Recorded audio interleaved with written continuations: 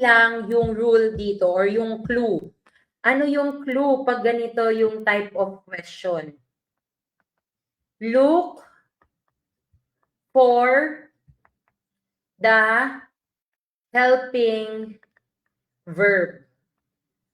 Okay, yan yung clue dyan. Bakit? Kasi po, you have here the helping verb. Ano yung helping verb sa sentence na you do like going to the party alone? Blank you. The helping verb here is the word do. Okay? So, ano ba si do? Since na-identify na natin yung helping verb. So, si do ay naka-positive. Bakit? Ano ba yung negative ni do? Yung don't, yan yung negative. Okay? Don't. Okay. Kunyari, have, di ba? Have, positive. Negative, have not. Was, positive.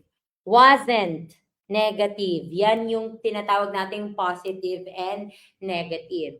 So in this case, we already identified that our helping verb is a do and it is positive verb. So anong gagawin ninyo? Pag igagawin nyo na siyang question, kasi pansinin nyo, itatransfer nyo siya dito at gagawin nyo siyang question, ang gagawin ninyo, i-change ninyo yung value. Paano mo i-change yung value? So, from positive, dapat magiging negative na siya. Okay? So, what is the negative of the do? So, the correct answer here is don't. Okay? So, don't po ang tamang sagot. So, the correct answer is letter D. Okay? Maliwanag po ba?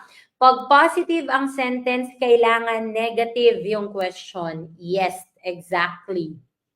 Sabi ni Ma'am Farhana. Remember that.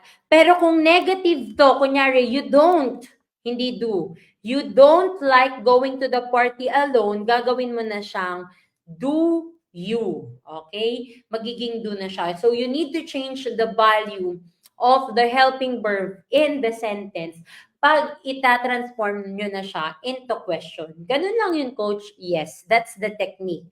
You just have to look for the helping verb and then change its value. Maliwanag po ba?